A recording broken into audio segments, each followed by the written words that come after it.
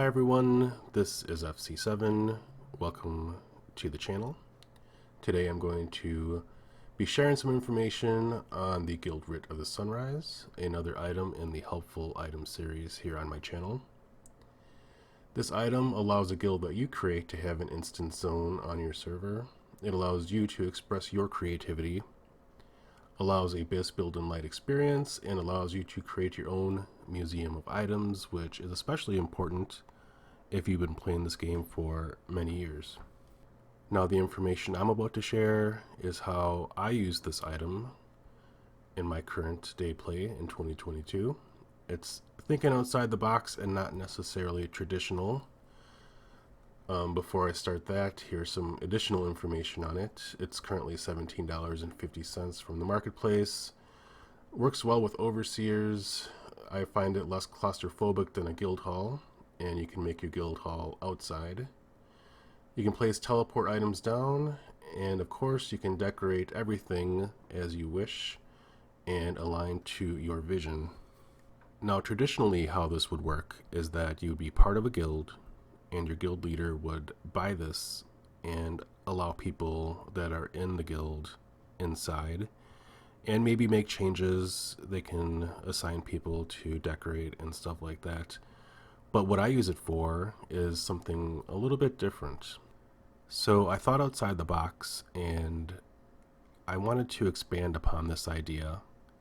Unfortunately, I don't think that a lot of guilds align to my vision of decorating and just overall placing items where I want them to be. So what I decided to do was buy my own Guild Writ of the Sunrise, create my own guild, and give permission to my characters that were in other guilds to make changes and just be co-owners. That way I can still have characters in different guilds, but have my main guild be the place where I pretty much make my base. So hopefully that was explained satisfactory. Any questions, feel free to leave them below.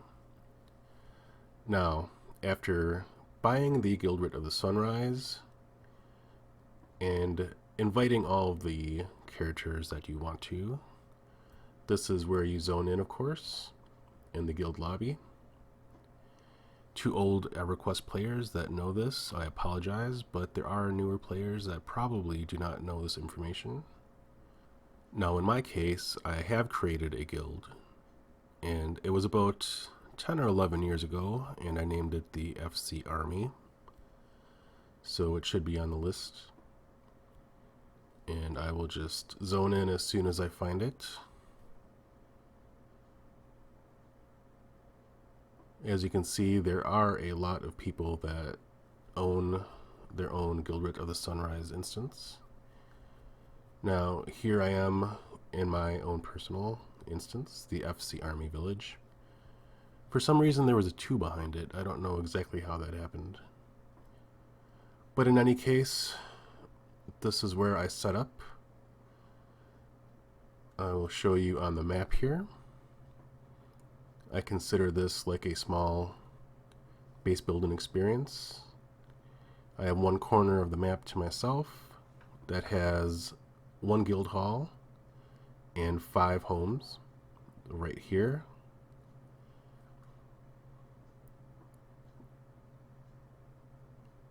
So I will just go over to the huge spring.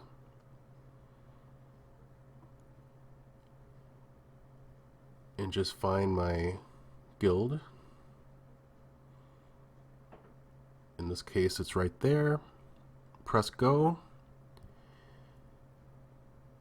And now onto what I consider my very own EQ base, which is this area. You have the guild hall behind you and 5 homes in front of you, right in this small area. And again, you can set this up however you want to, but I found that this was the best spot to place a guild hall and have houses around you. So just going into my guild yard,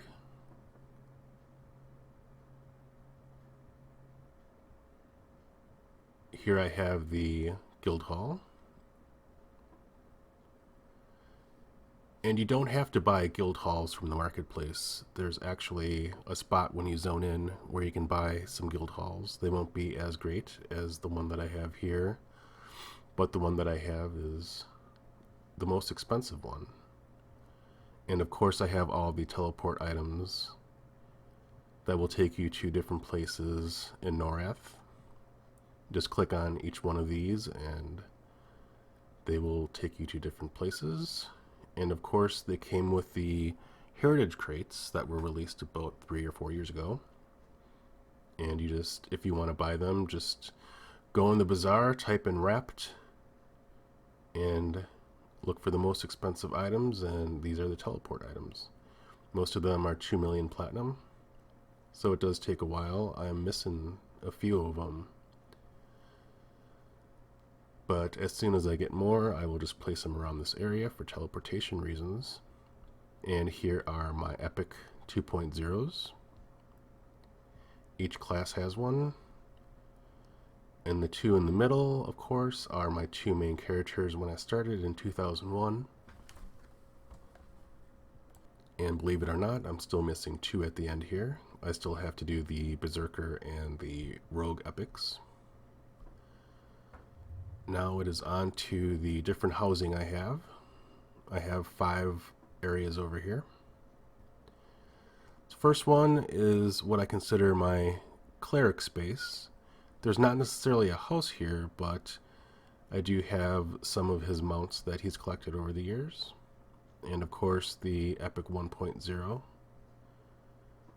He was my alt for years and years when I started in 2001, and actually there he is. So my second space here is where I have a lot of the pictures. There's a lot of artwork that was released of the different expansions for EQ, so I have them on a wall here. And then I have one of the houses, one of the unique houses that was just released, actually re-released I should say. And here I just have an area that honors some of the old quest items that I have. This is my museum area pretty much. And of course a lot of mounts that I have. This item was the Crystal of the 10th Celebration that was given out to people in 2009 for the 10th anniversary. And I was lucky enough to be on at that time. Very rare item. It was given out during a GM event. And here's the Bixi Hive. This was just released recently as well. And over here I have a lot of the epic retelling ornaments. I have a lot of videos on these. These are all the ornaments from there. They're very hard to get. Very rare too. And of course you have your anchors for all my different tunes. I have both primary and secondary anchors, because this whole area inside of these 5 buildings is just my base. So I consider it my base, my outside base. And here is the spot dedicated to my Necro, who used to be my main for many years. And his Epic 1.0 is right there at the front. And in all of these yards, I try to have all the anchors, the primary and secondary, for all my main and my alts just scattered all over this place, because, like I said, this is my base. So here I can manage everything so that nothing ever disappears, because if you don't upkeep with certain currency, all these items could disappear on you and it would disappear forever.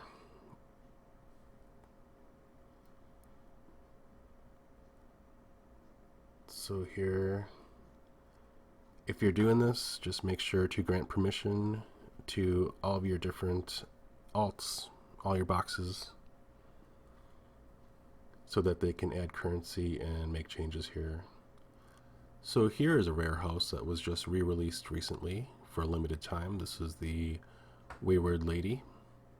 This was originally released in one of the expansions for a short time, but you were not able to buy it again for many years. I don't know what I plan to do with this space. I was thinking of just using it as a place to put rare familiars, or just all my familiars.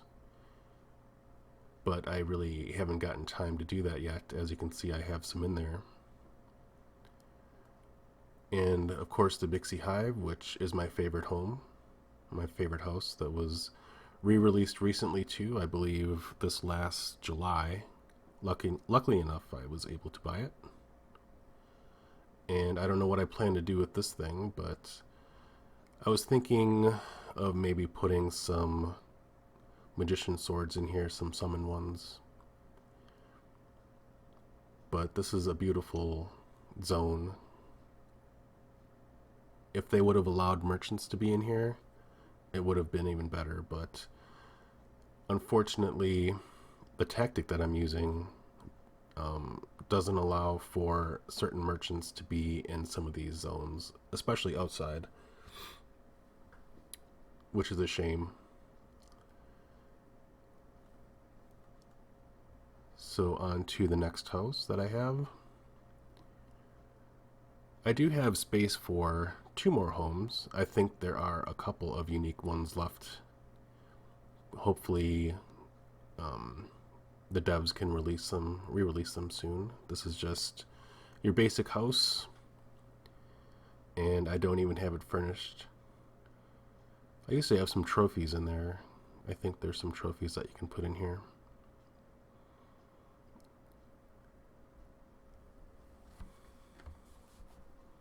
And now to finish up this video, I will go to the actual guild hall itself, which unfortunately I have to use because, like I said, there are merchants that are only placeable in the guild hall itself.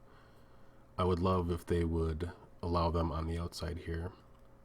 I really don't care too much for going in the guild hall, but here you have the guild teleporter, which can only be inside, the bankers of course, and then tribute master, parcels, and just general supplies. So I just keep a wall on the edge here and just make this area just a small space that I have to go to just to do certain things like bank. So there you have it. Oh, there's a couple anchors there for the druid and the wizards. They have spells that can go back. So that is my video on the Guild Writ of the Sunrise and how I use it. Hopefully this helps some other people, or people just starting out EQ. You don't have to use a lot of these items for what they're intended for. You can always use them how you see fit and do what you want with them. It makes for a better and more enjoyable EverQuest experience. So I wish everybody a good day. Any questions or comments, leave them below. And thank you for watching.